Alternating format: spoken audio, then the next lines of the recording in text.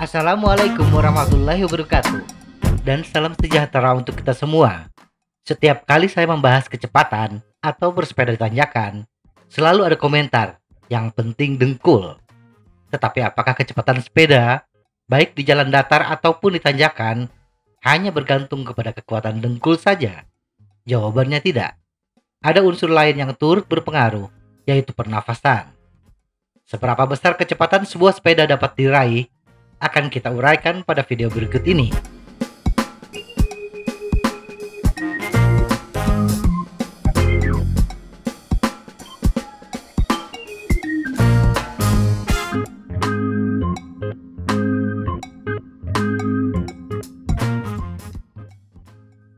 Kecepatan. Secara sederhana, kecepatan sepeda dapat kita definisikan sebagai perbandingan jarak tempuh dan waktu tempuh. Bila kita gambarkan dengan sebuah rumus, kecepatan sepeda adalah hasil perkalian antara gear ratio, keliling ban, dan cadence. Hasil perkalian gear ratio dengan keliling ban dikenal sebagai meter of development. Dalam bahasa sederhana, meter of development adalah jumlah jarak yang ditempuh sepeda dalam satu putaran pedal. Sedangkan cadence adalah jumlah putaran pedal dalam waktu 1 menit. Jadi, kecepatan sepeda akan naik bila cadence naik dan atau meter of development naik. Permasalahannya adalah seberapa cepat perputaran pedal yang dapat kita hasilkan dan seberapa besar meter of development yang bisa kita kayu. Cadence. Semakin tinggi cadence yang diterapkan ketika pesepeda mengayuh pedal, maka akan semakin cepat pula laju sepeda untuk gear rasio yang sama.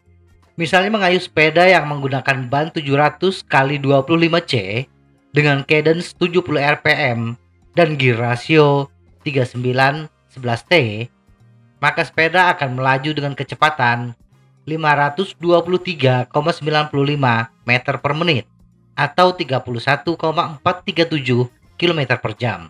Kemudian pesepeda menaikkan cadence menjadi 80 rpm. Maka kecepatan sepeda menjadi 598,72 meter per menit atau 35,923 km per jam, naik sebesar 4,486 km per jam. Tetapi jumlah cadence yang bisa kita terapkan bergantung kepada seberapa kuat pernapasan kita, seberapa besar penyerapan oksigen. Semakin cepat cadence yang diterapkan, semakin banyak pula jumlah oksigen yang dibutuhkan. Jadi, batasan berapa putaran pedal yang bisa kita hasilkan dalam waktu 1 menit bergantung kepada kebugaran tubuh kita. Seberapa besar oksigen yang bisa kita kumpulkan dalam satu tarikan nafas. Meter of development. Besar kecilnya meter of development bergantung kepada gear ratio dan keliling ban.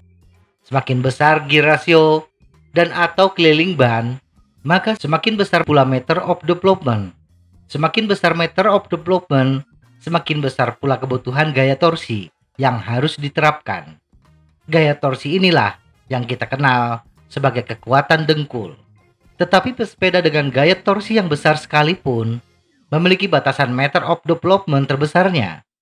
Karena gear ratio dan keliling ban memiliki batasan.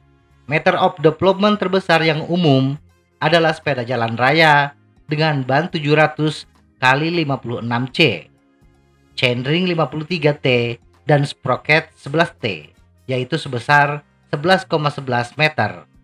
Dan bila sepeda dikayu dengan cadence 80 rpm, akan menghasilkan kecepatan 53,33 km per jam. Inilah kecepatan puncak.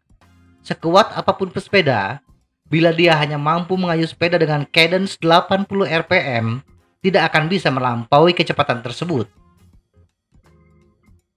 Kesimpulan, kekuatan gaya torsi pesepeda atau kekuatan dengkul tidak akan bisa mencapai kecepatan maksimum bila tidak disertai dengan pernafasan yang bagus. Demikian juga sebaliknya. Untuk pesepeda yang memiliki kekuatan torsi yang besar, tetapi tingkat kebugaran atau pernafasan yang terbatas, kayu sepeda dengan cadence yang rendah, antara 70 sampai 80 rpm. tetapi menggunakan gear ratio yang besar. Sedangkan untuk pesepeda yang memiliki kebugaran atau pernafasan yang kuat, tetapi kekuatan dengkulnya biasa-biasa saja, maka kayu sepeda dengan cadence yang tinggi, antara 80-100 rpm, dengan menggunakan gear ratio yang kecil. Menaikkan kemampuan torsi dan pernapasan adalah langkah yang harus difokuskan pesepeda yang ingin mencapai kecepatan maksimum. Semoga informasi ini bermanfaat. Tetap sehat, salam goes.